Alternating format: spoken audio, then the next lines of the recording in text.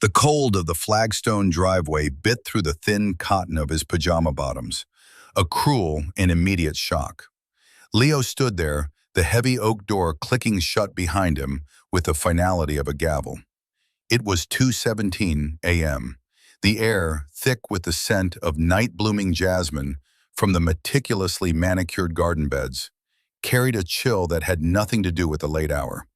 Inside the sprawling modern home, his home, the one he had designed down to the last sightline and switch plate, the muffled sounds of a dying party continued, a grotesque counterpoint to the silent humiliation of his exile. Isabella had done it. She had actually done it. Her face, a mask of furious contempt, was seared into his mind. "Get out," she had hissed, her voice low and venomous, so as not to alert the last lingering guests. "I can't even look at you. You are an embarrassment. Just get out." And so he had. He had not argued, had not raised his voice. He had simply turned, walked to the door, and stepped out into the night, clad only in the soft, worn pajamas she had bought him for Christmas 2 years ago, a gift given with an air of patronizing charity. He stood there, a ghost in his own life, and looked up at the moon. Isabella thought he was a moderately successful, unambitious architect, a safe, stable, and ultimately pliable man she could mold to fit the background of the opulent life she craved. She thought he was weak. She thought she had all the power. What she didn't know, what she couldn't possibly comprehend in her relentless pursuit of status, was that the man she had just cast out into the dark was the silent, sole owner of the international design and investment conglomerate, Aethelred Global. What she didn't know was that the house she believed was hers, the cars in the garage, the very funds that paid for the champagne her father was still likely swilling inside, were all corporate assets. And what she was about to learn, in approximately 7 minutes, was that when the owner of a multi-billion-dollar firm is unceremoniously ejected from a primary corporate residence, it triggers a security protocol of swift and overwhelming efficiency. Leo reached into the pocket of his pajama pants. His fingers didn't find a phone or a wallet. They closed around a single, small, cool piece of metal, a simple, old-fashioned brass key. It was his only anchor in that moment. He felt its familiar weight, the worn edges of its teeth. Within the hour, Isabella's perfectly curated world, built on a foundation of condescension and willful ignorance, would be systematically and irrevocably dismantled. It's a terrible feeling, isn't it? To be made small in a place where you should feel safest. To be dismissed by the one person who promised to stand with you. I'm sure some of you watching know exactly what that feels like. Let me know in the comments where you're watching from, and if you've ever had to find a strength you didn't know you had. Your stories matter. Now stick with me, because what happens next is a lesson in how the quietest people often have the most to say. Let's go back. Let's see how it all began. The genesis of the end arrived, as it so often does, disguised as a celebration. It was a Tuesday evening, 2 months prior, in the cavernous dining room of his in-laws, Marcus and Elena. The room was a monument to Marcus's ego. Dark wood paneling, a heavy crystal chandelier that seemed to suck the light from the room, and an oil painting of Marcus himself, looking stern and prosperous, hanging over the mantel. Dinner with them was always a trial. For Leo, it was an exercise in monastic patience. For Isabella, it was a performance. She was never more animated, more dazzling, than when she was in her father's orbit, seeking his approval. 70, Marcus boomed, swirling a deep red wine in his glass.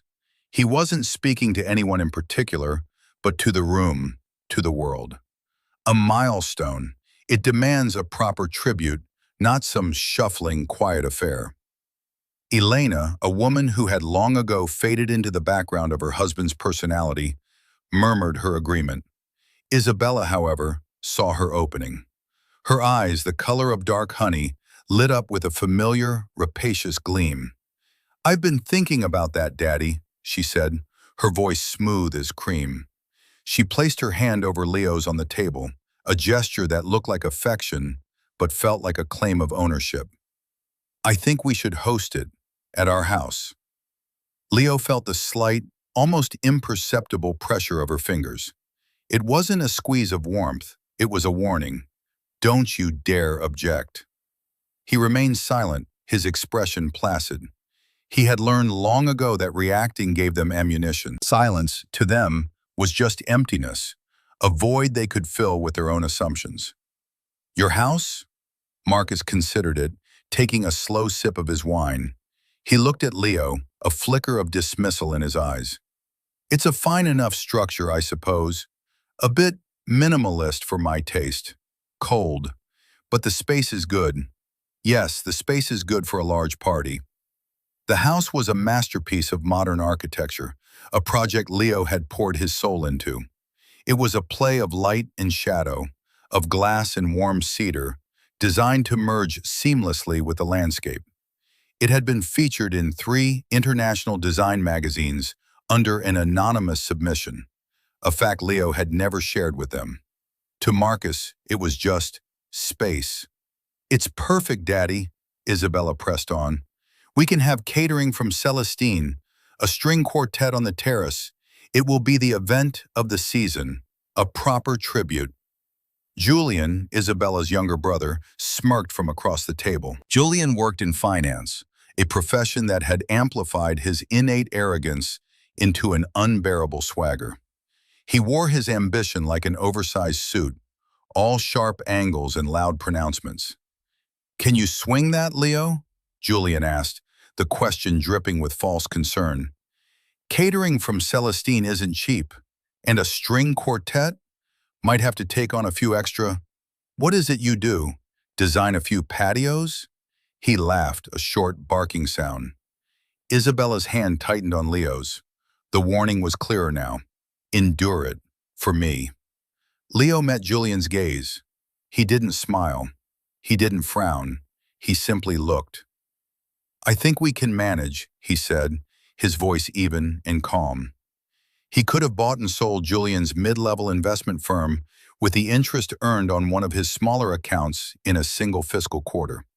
The thought brought him no joy, only a profound sense of loneliness. "Of course we can manage, Julian," Isabella snapped, annoyed that her brother was undermining the vision. "Leo is very careful with his money." The word "careful" was delivered as if it were a synonym for miserly or limited. "Good, good," Marcus declared, his mind made up. "Then it's settled. My 71st at your house. Isabella, you'll handle the arrangements. Spare no expense." He raised his glass. "To family." They all raised their glasses. Leo's felt heavy in his hand. As he brought it to his lips, his other hand, under the table, slipped into his pocket. His fingers found the familiar shape of the brass key. He traced its outline, the sharp cut of its teeth. It was a key to a world they couldn't see, a door they didn't even know existed. It was the key to the main office of Ethelred Global, a soaring glass and steel tower downtown that he had not only designed but owned outright. In this room he was Leo, the quiet, bland architect, the appendage, but the key reminded him of who he was outside these walls. He was Leo Ethelred, and his patience, like any well-designed structure, had its load-bearing limits. This party, he suspected, would test them severely. He took a sip of water, the taste clean and simple in the face of the cloying richness of the wine and the conversation. The foundation was being stressed. He could feel the first faint tremors of what was to come. The weeks that followed were an exercise in systematic erasure. Isabella, now fully in the role of grand orchestrator, treated their home not as a shared space, but as a venue for rent. She and Julian descended upon it like a conquering army, their voices echoing in the high-ceiling spaces that Leo had designed for quiet contemplation. The first major casualty was his office. Leo's office was his sanctuary. It was a modest room compared to the rest of the house, with a floor-to-ceiling window that looked out onto a simple, zen-like garden of moss and stone he had cultivated himself. The walls were lined not with awards or accolades, but with bookshelves filled with worn volumes on architectural theory, philosophy, and history. On his desk, a large oak slab he'd reclaimed from a century-old barn, sat sketches, drafting tools, and a collection of small, odd objects. A river stone smoothed by eons of water, a gear from an old watch, a piece of faded blue sea glass. Each object was a touchstone, a source of quiet inspiration. He came home one Thursday evening to find the door ajar. Inside, Isabella was directing Julian, who was holding a stack of Leo's books. A pile of his most cherished possessions sat in a cardboard box by the door, labeled Donate. "What's going on?" Leo asked, his voice quiet, yet it cut through their chatter. Isabella turned, a bright artificial smile on her face. "Leo, perfect timing. We're just making some space. This room has the best light, so we're converting it into a champagne lounge for the party." "A champagne lounge," Leo repeated, the words feeling alien in his mouth. He looked at the box. On top of a pile of his books sat the smooth riverstone. "Don't worry," she said breezily, misinterpreting his silence as concern for his work. "We've moved your little desk into the guest bedroom upstairs. You'll have plenty of quiet there." The guest bedroom was a small, north-facing room with a single small window. It was where they put things that had no other place. Julian hefted the box of books. "Seriously, Leo, who even reads this stuff anymore? The poetics of space? Thermal delight in architecture? You could just watch a documentary." He grinned, pleased with his own wit. "We're replacing these dusty old things with some nice, clean, decorative books. You know, the ones with the blank pages. They'll look much more chic." Leo's gaze moved from the box to Julian's smug face, then to his wife's expectant one. She was waiting for him to be grateful, or at least compliant.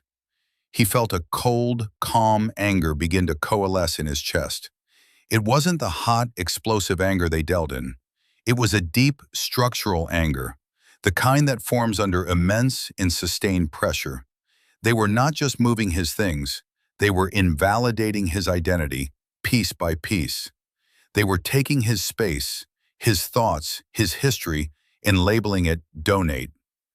"Isabella," he said, his voice still level, still dangerously calm.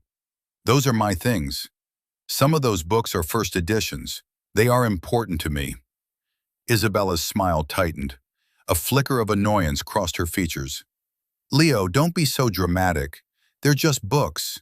We need to make the house presentable. Daddy's friends are very discerning. We can't have it looking like a dusty library."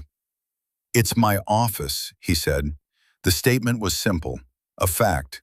But in that room, it sounded like a plea. "And it's my home too," she countered, her voice rising. "And I am trying to do something wonderful for my father.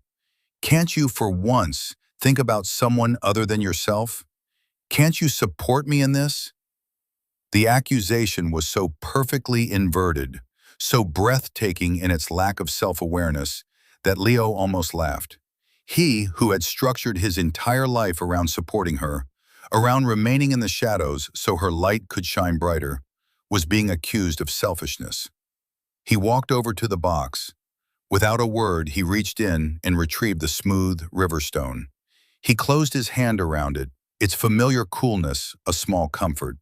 He then looked at Julian. "Put the books back on the shelf, Julian," he said. It wasn't a request. Julian looked at Isabella, a smirk playing on his lips, expecting her to handle this. "Leo, stop it," Isabella commanded. "You're making a scene. Julian, just take the box out to the car." Julian started to move, but Leo stepped in his path. He wasn't a large man, but in that moment, his stillness had an undeniable weight. He didn't raise his voice. He didn't have to. "This is my office. These are my books. They are not leaving this room." He looked at his wife. "The party is important to you. I understand that. We can find another solution for your champagne lounge, but this room is not it." There was a long, tense silence. Isabella stared at him, her eyes wide with a mixture of shock and fury.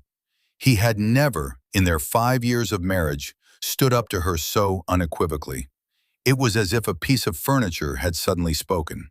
She saw it not as a man defending his space, but as an act of rebellion. "Fine," she finally spat, the word clipped and sharp. "Fine. Have your dusty little room. But when my father asks why there's a cramped, ugly little office in the middle of his party, I'll be sure to tell him it's because my husband is too sentimental to part with a pile of old paper." She turned on her heel and stormed out.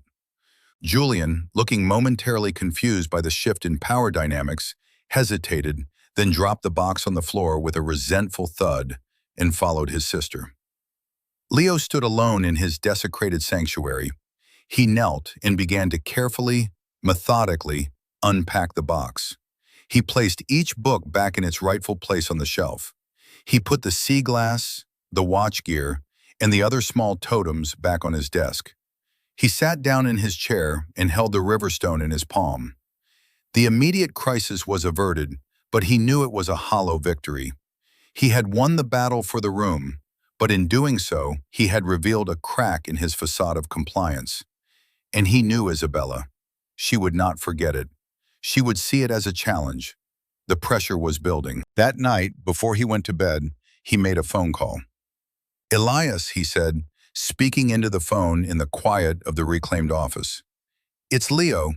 Yes, I'm fine. Listen, I need you to have the legal team do something for me. I want a complete, updated portfolio of all personal assets, cross-referenced with corporate holdings. Yes, everything. The house, the cars, the accounts, and I want a detailed ledger of all expenditures linked to the Amex Black Card for the last 5 years.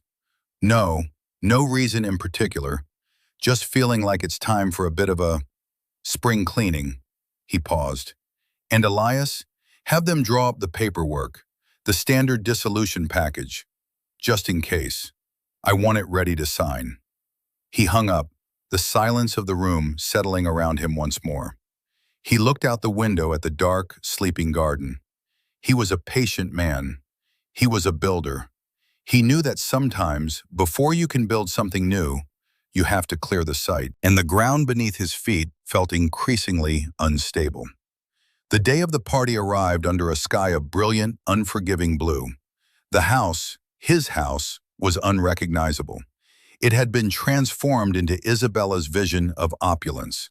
Floral arrangements the size of small trees crowded every corner, their cloying scent overwhelming the subtle fragrance of cedar and stone.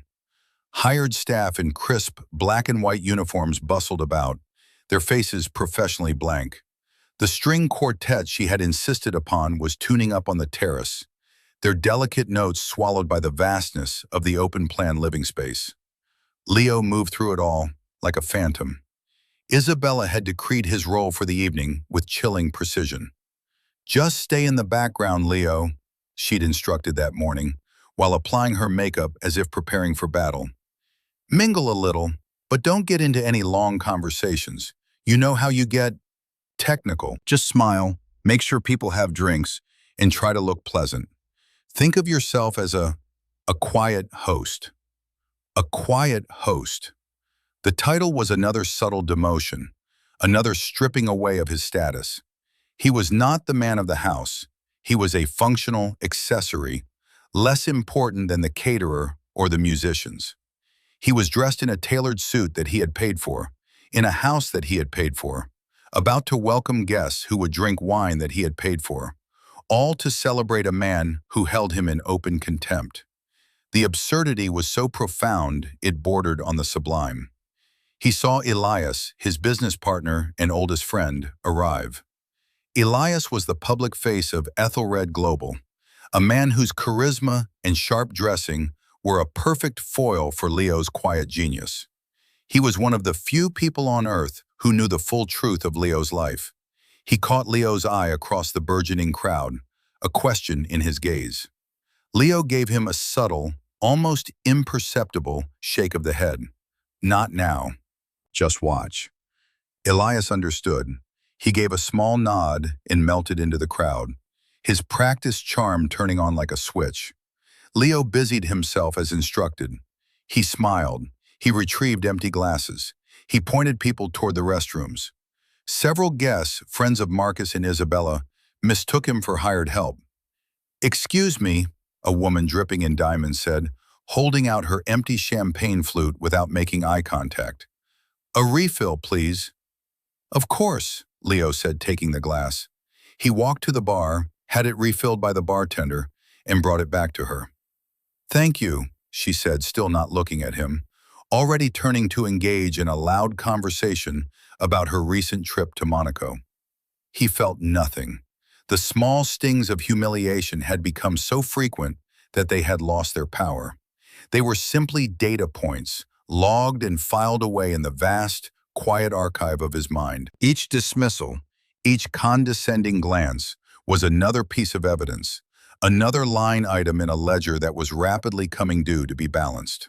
He found himself in his office, the one room they had not managed to completely conquer, though its door was now propped open. He stood by the window, looking at his stone garden, a small patch of authenticity in a sea of artifice. Julian found him there. "Hiding out, Leo?"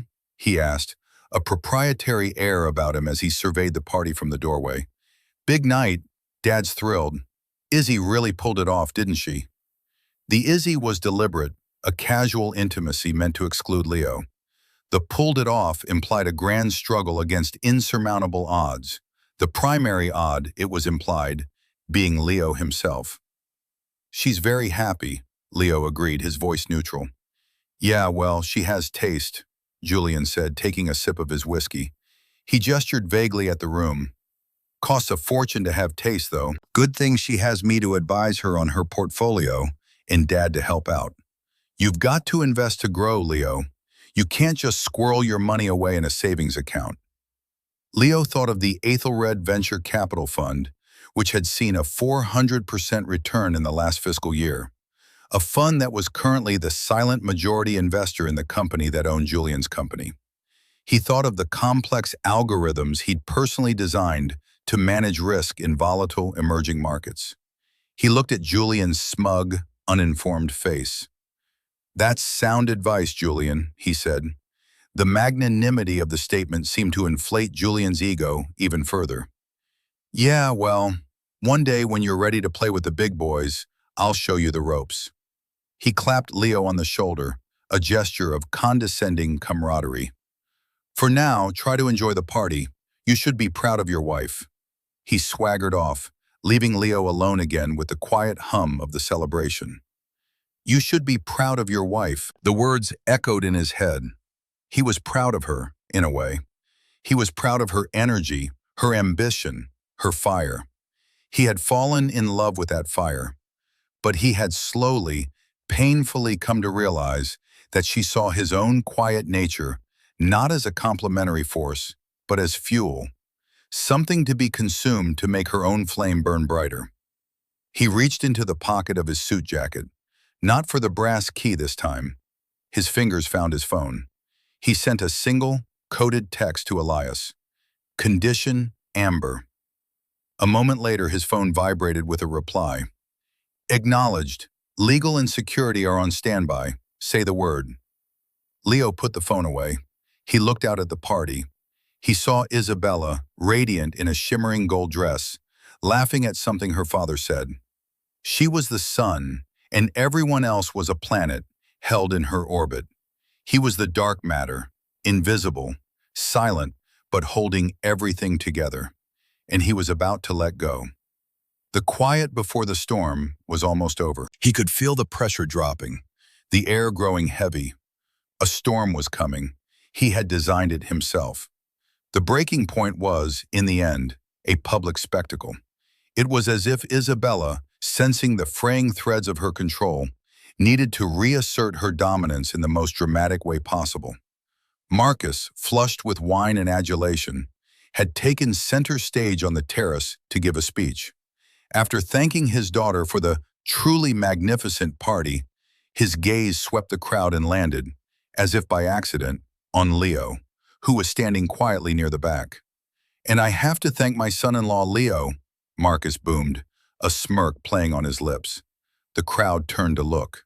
Leo felt 100 pairs of eyes on him. "He provides a solid foundation. Every great woman needs a solid foundation.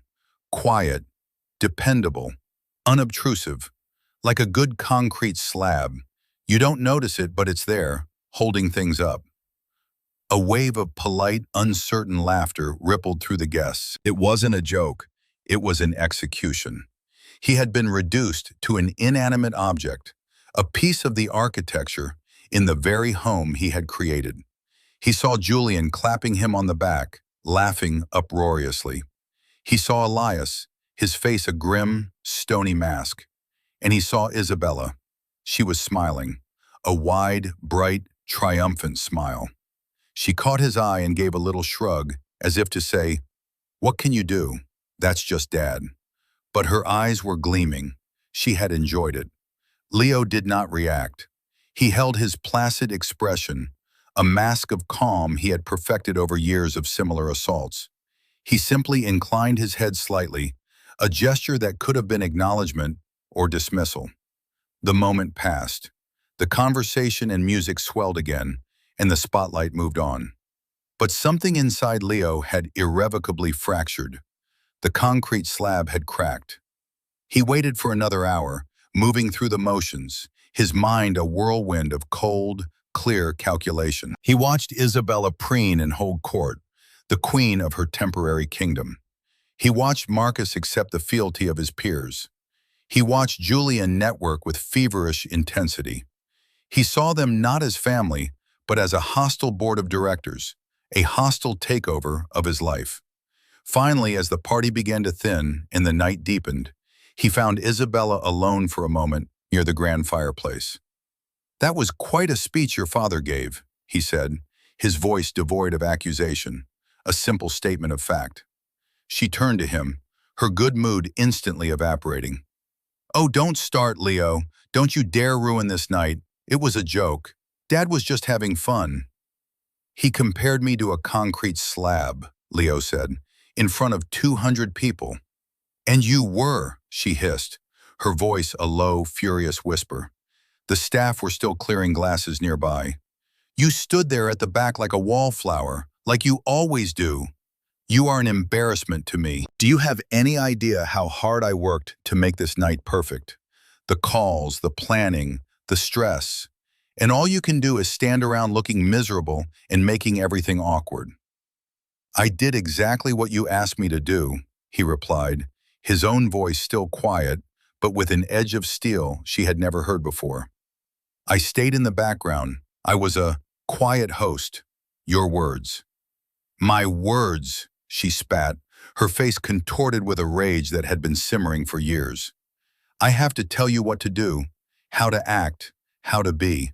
I am exhausted, Leo. I am exhausted from trying to drag you up with me. I deserve more than this. I deserve a partner, not a project. Someone with ambition, with drive. Someone who isn't you." The words hung in the air between them, more brutal than any public insult. This was the core of it, the truth she had hidden behind 1,000 smaller complaints. "I see," he said, and he did. In that moment, he saw everything with a devastating, crystalline clarity. The 5 years of their marriage, the slow erosion of his own identity, her bottomless hunger for a status he had deliberately eschewed. "No, you don't see," she said, her voice shaking with a mix of fury and a strange, self-pitying grief. "You've never seen. You're happy in your small, little world with your dusty books and your boring little projects. But I'm not. I want more, and you are holding me back." She took a deep breath, her decision solidifying in her eyes. "I want you to leave." "Leave?" he asked, though he already knew the answer. "Yes, leave. Get out. I can't even stand to look at you right now. Just go. Go to a hotel. Go to your mother's. I don't care. Just get out of my house." My house.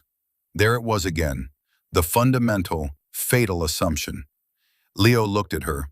He looked around the vast room, at the dying embers of her grand triumph.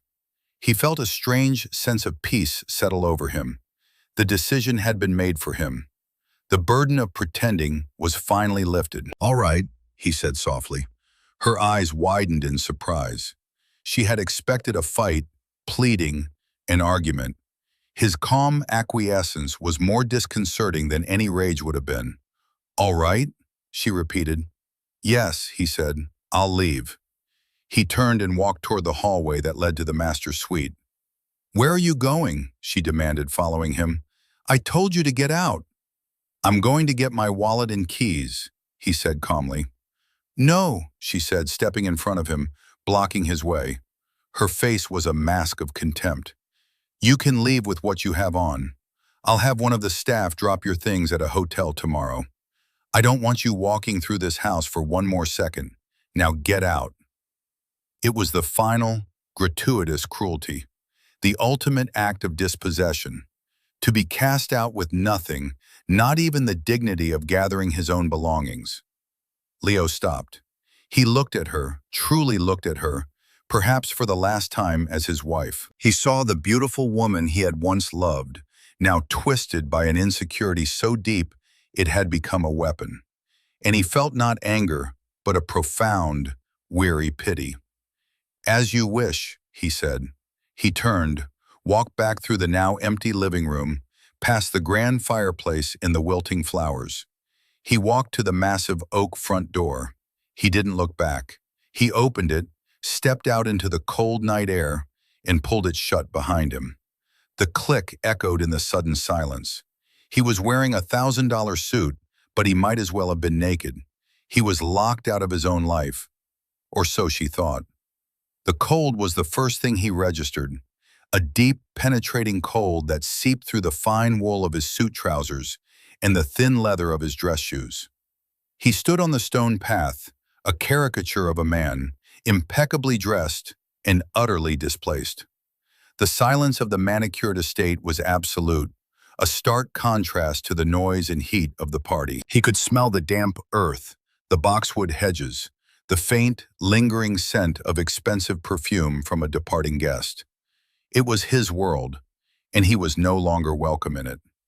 He walked down the long, curving driveway, his footsteps unnaturally loud on the gravel. The house loomed behind him, a fortress of light and glass, its warmth and life now denied to him. He reached the ornate wrought iron gates at the end of the drive. They were closed, of course. He was locked in as much as he was locked out, a prisoner in the gilded cage he had built. He didn't feel rage. He didn't feel despair. What he felt was a strange and powerful sense of liberation. The performance was over. The years of suppressing his own nature, of making himself smaller to fit into Isabella's world, had come to an end. The concrete slab had not just cracked, it had been pulverized, and what was left was the steel rebar beneath, unseen, unyielding, and far stronger than anyone imagined. He reached into his pocket and pulled out his phone. The screen lit up his face in the darkness. He scrolled to his contacts and pressed the name Elias. It rang once before his partner picked up. "Leo, are you okay? I saw what happened. I'm 5 minutes away." Elias's voice was tight with concern and anger. "I'm fine, Elias," Leo said, his own voice calm and steady, a placid lake in the midst of a hurricane. "Better than fine. It's over." "What do you need? I can come get you. We can deal with this in the morning." "No," Leo said. "We're not dealing with this in the morning. We're dealing with this now. It's time." He took a deep breath, the cold air stinging his lungs. "Execute the protocol. Condition red." There was a moment of silence on the other end of the line. Condition red was a designation they had created years ago, a theoretical contingency for a catastrophic breach of personal or corporate security. It had never been used. It authorized the full, immediate, and decisive power of Aethelred Global's resources. "Are you sure, Leo?" Elias asked, his voice low. "Once we do this, there's no going back. I'm standing outside my own house, Locked out because my wife decided I was an embarrassment to her party, Leo stated, the facts laid out like architectural drawings, precise and unadorned. I am sure. Acknowledged, Elias said, the warmth gone from his voice, replaced by the cool efficiency of the man who ran the public-facing side of a corporate empire. ETA for the primary security team is 6 minutes. Legal is 4 minutes behind them. I am 2 minutes out. I'll meet you at the gate. Leo hung up. 6 minutes. He looked back at the house. A few lights were being extinguished. The party was truly over. Isabella was likely savoring her victory, feeling the righteous glow of having finally purged the dead weight from her life. He imagined her walking through the silent rooms, planning her new, unencumbered future. The sheer, staggering irony of it all was almost beautiful. She had thrown away the key to the kingdom, not realizing she was already inside the castle. He didn't have to wait long. The first sign was a subtle shift in the darkness at the far end of the quiet, tree-lined street. Then, the low, powerful hum of expensive engines. 2 sleek black sedans, their windows tinted to an opaque, obsidian darkness, glided to a silent stop outside the gates. They were followed moments later by a third, a large SUV that radiated an aura of immense, quiet authority. The lead sedan's doors opened, and 4 men emerged. They were not thugs. They were not bodyguards in the traditional sense. They were dressed in dark, impeccably tailored suits, their movements fluid and economical. They were corporate security, the highest level. Men trained to handle hostage situations, corporate espionage, and high-level extractions with quiet, unshakable professionalism. Their leader, a tall man with silver hair and a face that seemed carved from granite, approached the gate and gave Leo a crisp, respectful nod. "Mr. Ethelred," he said, his voice a low baritone, "we're here." At that moment, Elias's car, a silver Aston Martin, pulled up. Elias got out, his face grim. He was holding a slim, leather briefcase. He joined Leo and the head of security at the gate. A fourth car, less imposing but still radiating purpose, arrived. A woman in a sharp, dark gray suit stepped out. It was Anya Sharma, the head of Ethelred's legal department, one of the most feared and respected corporate lawyers in the country. "Leo," she said, her voice calm and focused, "I have everything you requested." Leo looked at his team. The security chief, his best friend and business partner, his top lawyer. They stood outside the gates of his home, a silent, powerful force summoned from the shadows. He looked back at the house. The last of the party lights in the main living area went out, plunging the front of the house into darkness, save for the warm glow from the master bedroom window upstairs. Isabella's window. "All right," Leo said, turning to the security chief. "Let's begin. Open the gates, non-confrontationally. This is a corporate asset recovery, not a raid. I want everyone who is not an employee of Ethelred Global off the premises in 30 minutes. The security chief nodded. "Understood, sir." He spoke quietly into his wrist. "Execute entry." One of his men produced a small electronic device. He touched it to the gate's control panel. There was a soft beep, a whir of mechanics, and the heavy iron gates, which Isabella believed were impregnable, swung silently inward. The fleet of bodyguards, lawyers, and the true master of the house were coming, and the party was about to have a very different kind of ending. The procession of vehicles glided up the driveway with a silence that was more intimidating than any siren. They arranged themselves in a precise, strategic formation in the large circular drive, their headlights cutting sharp, white rectangles across the face of the house. The effect was immediate and theatrical. The home, which moments before had been a private residence, was now unmistakably the subject of an official, organized operation.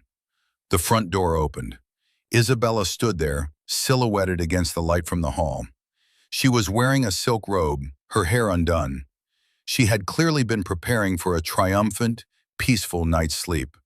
Her face, visible in the glare of the headlights, was a canvas of confusion.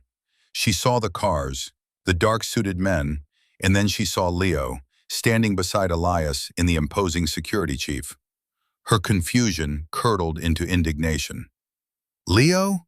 What is this?" she called out, her voice sharp, carrying across the manicured lawn. "Who are all these people? I told you to leave." Leo didn't answer. He simply watched, his expression unreadable. It was Anya Sharma, the lawyer, who stepped forward. She walked up the stone path, her heels clicking with metronomic purpose. She stopped a respectful 10 feet from Isabella. "Good evening," Anya said, her voice polite, professional, and utterly devoid of emotion. "My name is Anya Sharma. I am chief counsel for the Aethelred Global Conglomerate. Are you Isabella Romano?" The name Aethelred Global meant nothing to Isabella. She heard only a challenge to her authority in her own home. "I don't care who you are," she snapped. "This is private property. You are all trespassing. I want you to take him," she pointed a shaking finger at Leo, "and get off my land immediately, or I will call the police." Anya's expression did not change. "That will not be necessary. And to be precise, you are mistaken. This is not, in fact, your land." From her slim briefcase, Anya produced a tablet. She touched the screen, and it glowed to life. "This property, located at 114 Willow Creek Lane, along with the 2 vehicles in the garage and the main house itself, is a registered corporate asset. It is owned by Aethelred Holdings, a subsidiary of Aethelred Global. We have the deed and title right here." She turned the screen so Isabella could see the digital document, the corporate name clearly visible. Isabella stared at the screen, her mind refusing to process the information. "What? That's ridiculous. My husband bought this house." "Indeed," Anya agreed smoothly. "Mr. Leo Aethelred, the sole proprietor and CEO of Aethelred Global, did authorize the purchase of this asset for his use." The words dropped into the silent night like stones into a deep well. Sole proprietor and CEO of Aethelred Global. The sound they made was the shattering of Isabella's entire world.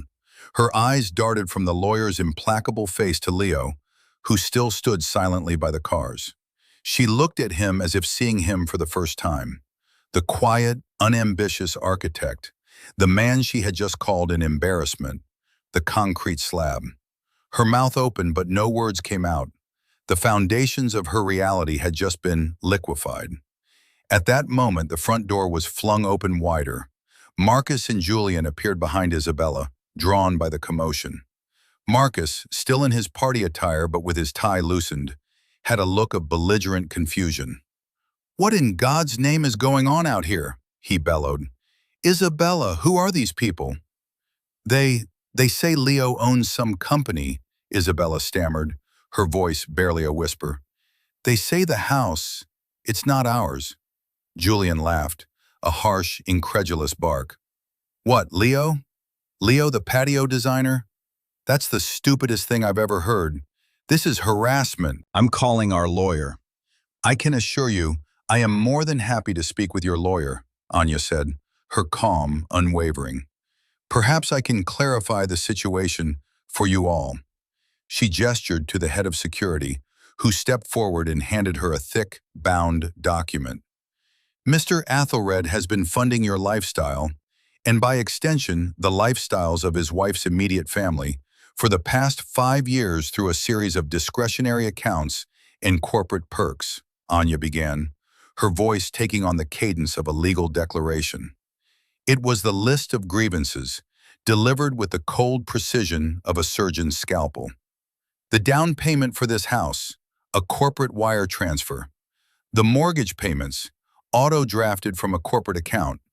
The European vacations, the designer wardrobes, the cars, all logged as corporate expenditures under a spousal allowance. "The initial seed money for your investment firm, Mr. Romano," she said, looking directly at a stunned Julian, "came from an anonymous grant from the Aethelred Foundation for Emerging Entrepreneurs. Furthermore, the largest institutional investor in your parent company, holding a 34% stake, is an Athelred global subsidiary. Or rather, she corrected herself, glancing at her watch. It was. That holding was liquidated an hour ago, at Mr. Athelred's direction. I imagine the Asian markets will have quite a reaction to that when they open. Julian's face went white. He pulled out his phone, his hands trembling as he tried to open his market app. Anya turned her attention back to Isabella. Tonight, the CEO of Athelred Global was forcibly removed from a primary corporate residence by a non-employee. This constitutes a significant security breach. As such, we are here to secure the asset.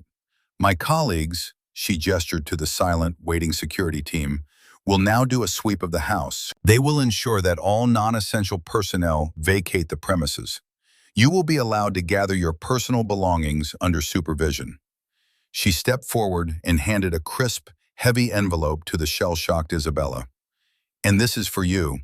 It's a petition for the dissolution of your marriage to Mr. Athelred, along with a proposed settlement agreement that is, I assure you, well within the bounds of your prenuptial agreement. Isabella looked at the envelope as if it were a snake. The prenup. A document she had signed with a laugh, thinking it was a formality, a quaint piece of paper to protect Leo's modest architectural firm. She had never even read it closely. The security team began to move. With quiet, disciplined steps, they flanked Anya and walked toward the entrance. They did not push. They did not shove. They simply advanced, an inexorable tide of quiet authority. Marcus, for the first time in his life, seemed to be at a loss for words. He sputtered, his face turning a dangerous shade of purple. Isabella's gaze finally, desperately, found Leo's across the driveway.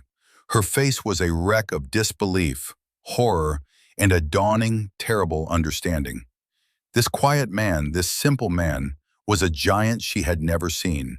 He had been there all along, holding up her entire world, and she had been carelessly chipping away at his foundation until it crumbled, revealing the mountain of steel beneath.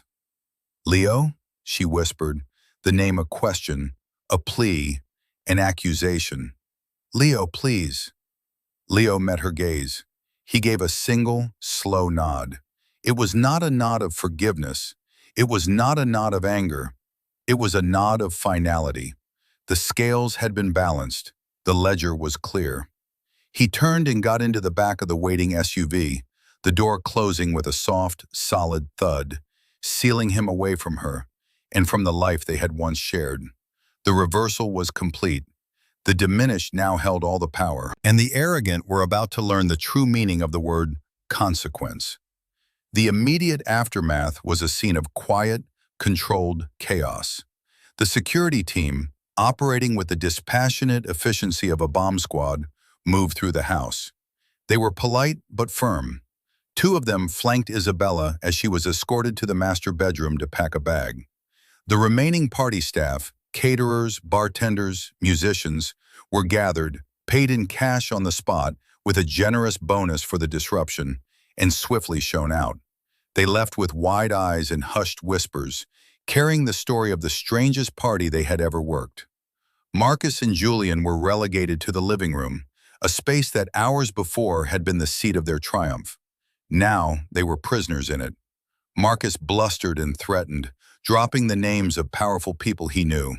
The security men listened with patient indifference, their very presence a statement that none of those names mattered here. "This is an outrage. I'll have your jobs.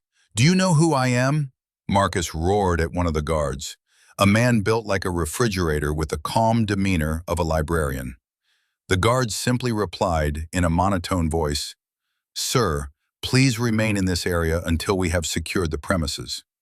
Julian, meanwhile, was frantically staring at his phone, his face growing paler with each passing second. The pre-market indicators were a bloodbath. The anonymous block sale of his parent company's stock had triggered a panic. His own smaller firm, leveraged to the hilt, was facing total annihilation.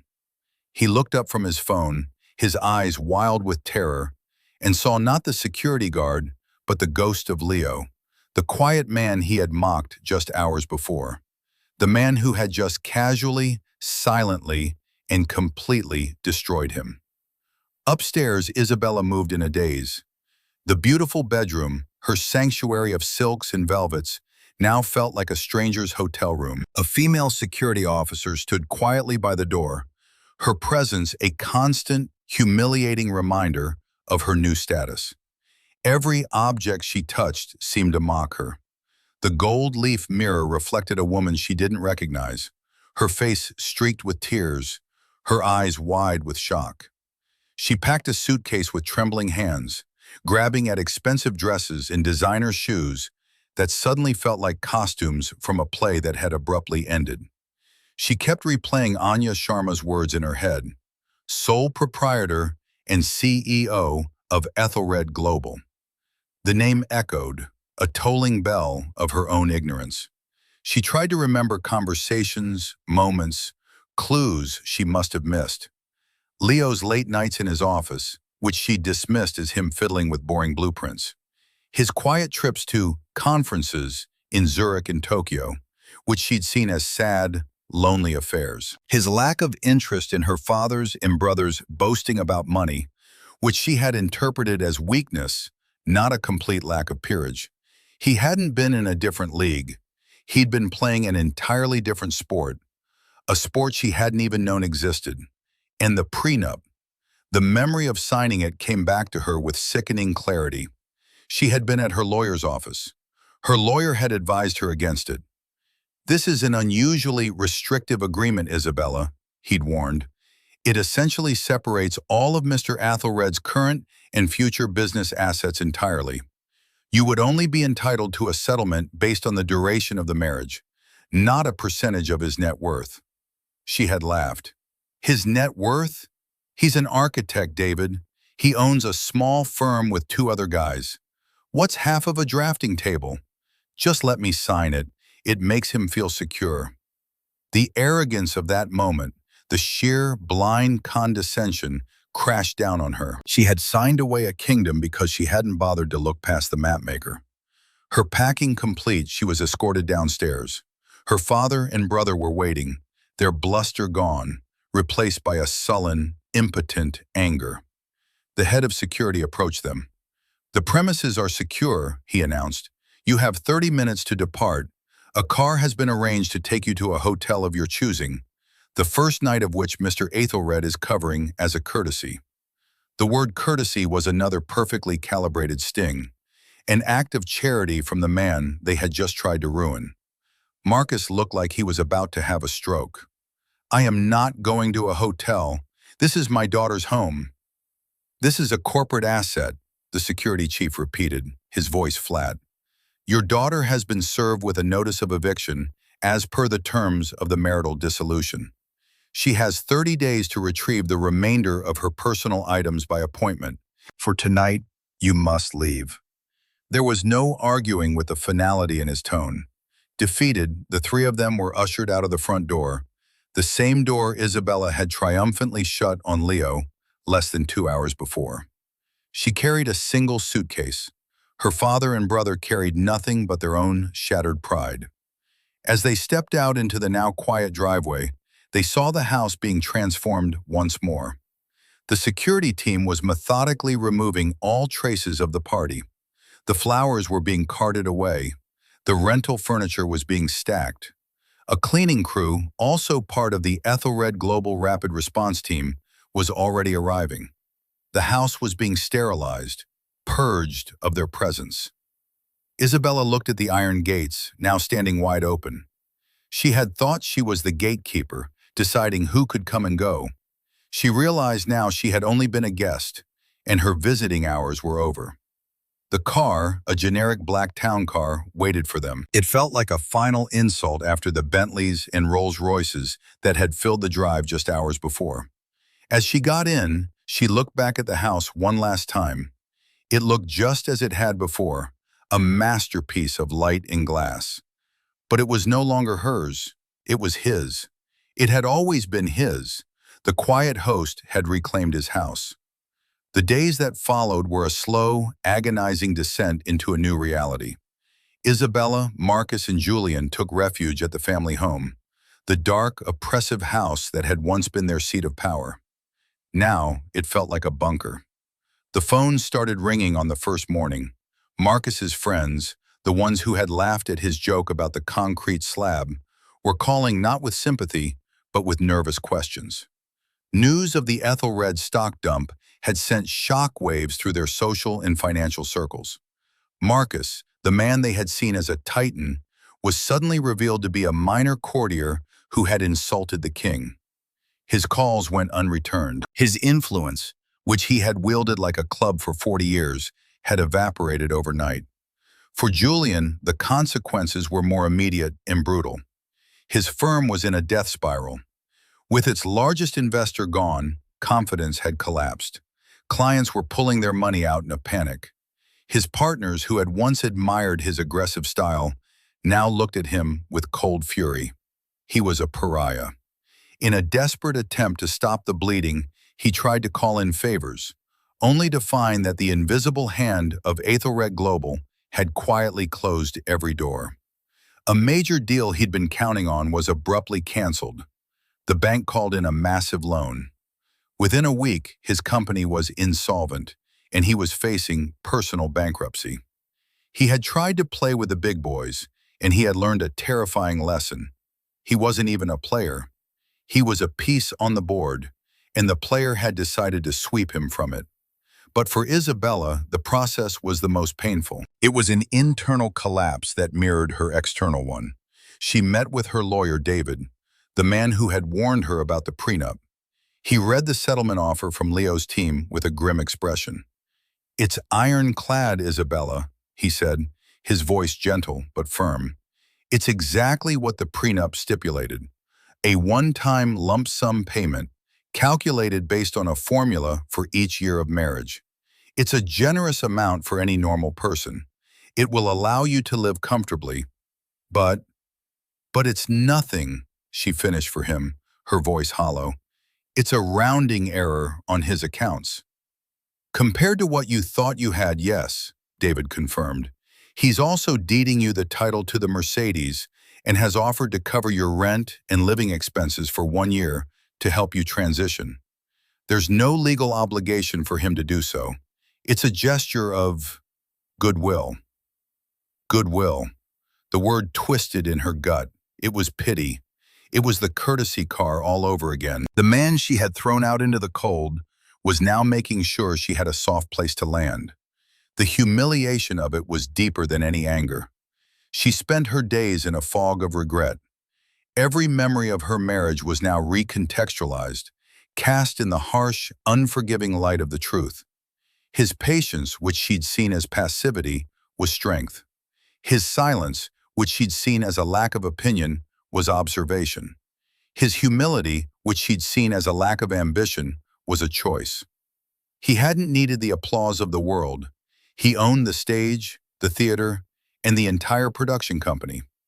One afternoon, she found her father in his study, staring at his own oil portrait. "I tried to call him," Marcus said, not turning around. "Leo," his assistant answered. A very polite, very firm young woman. "She said Mr. Athelred was unavailable, but would pass along my message." He never called back. He finally turned to face her, and for the first time, Isabella saw not an arrogant titan, but an old, frightened man. "Who is he, Isabella? Who was the man you married?" "I don't know," she whispered, and it was the truest thing she had ever said. "I never bothered to find out." The choice she had to make was clear. She could continue to live in the shadow of her parents, a fallen princess in a diminished kingdom, railing against the injustice of it all. Or she could accept the settlement, accept her own catastrophic failure of judgment, and start again. For weeks she was paralyzed by the choice. Her pride, the very thing that had led her to this point, screamed at her to fight, to find a loophole, to expose Leo as a monster. But she couldn't, because he wasn't a monster. He hadn't been cruel. He had been decisive. He hadn't been vindictive. He had been just. He had simply, finally, held up a mirror to her and her family, and they had shattered against their own reflection. One morning she woke up, and the fog had lifted. She called David. "Tell them I accept the offer," she said. "All of it." Then she did the hardest thing of all. She sat down and wrote a letter. Not to a lawyer, but to Leo. It wasn't a plea for reconciliation. It wasn't an excuse for her behavior. It was just two words, written on a plain white card. "I'm sorry." She didn't know if he would ever see it. She didn't know if it would matter, but she knew she had to write it. It was the first step on a long road back, not to wealth or status, but to herself. It was the beginning of building a foundation of her own, one not made of concrete or condescension, but of something real.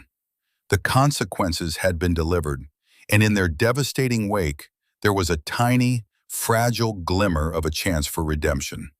Months turned into a season.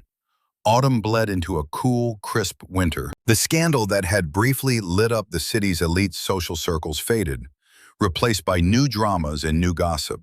The world moved on, as it always does. Leo moved with it. He did not, as Isabella might have expected, retreat into a fortress of wealth. Instead, he did the opposite. He became more present. He sold the house at 114 Willow Creek Lane. The asset had been compromised, its purpose served. He moved into a penthouse apartment in the Aethelred Tower downtown, a space he had designed for himself years ago, but had never occupied. It was a place of clean lines, warm light, and breathtaking views of the city he had helped to shape. He started taking a more public role at the company. Employees who had only ever known him as a name on a letterhead were now seeing him in the hallways. He led design meetings, his quiet insights proving more powerful than any loud declaration. He wasn't charismatic like Elias, but he had a different kind of magnetism, a deep, unshakable competence, and a genuine respect for the people who work for him. He was not a king surveying his subjects. He was an architect walking through a building he loved, checking its integrity, admiring its details. One day, Elias found him on the observation deck of the tower, looking out at the sprawling cityscape below. "You seem different," Elias said, coming to stand beside him. "Happier." "I'm lighter," Leo replied, a small smile touching his lips. "I spent years wearing a costume, Elias. I thought it was protecting me, but it was just heavy." "She called, you know," Elias said carefully. "Isabella. She called the main office last week. She didn't ask for money or anything. She asked to speak to someone in human resources.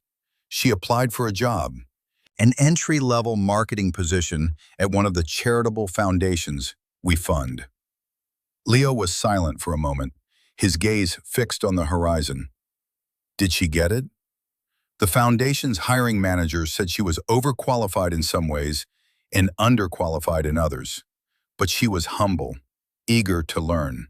They offered her an internship. "And?" Leo asked. "She took it," Elias said. "She starts Monday." Leo nodded slowly. He felt a strange mix of emotions. Surprise, a touch of sadness for the past, and a sliver of something that felt like hope. Not for them, but for her. She was starting over, from the ground up. She was finally building something of her own. He reached into his pocket and his fingers closed around the old brass key. He'd had all the locks in the Aethelred Tower upgraded to a state-of-the-art biometric system months ago. The key was obsolete. It opened nothing. But he still carried it. It was no longer a symbol of his hidden power. It was a reminder of the cost of hiding. A reminder that true strength doesn't need to be loud.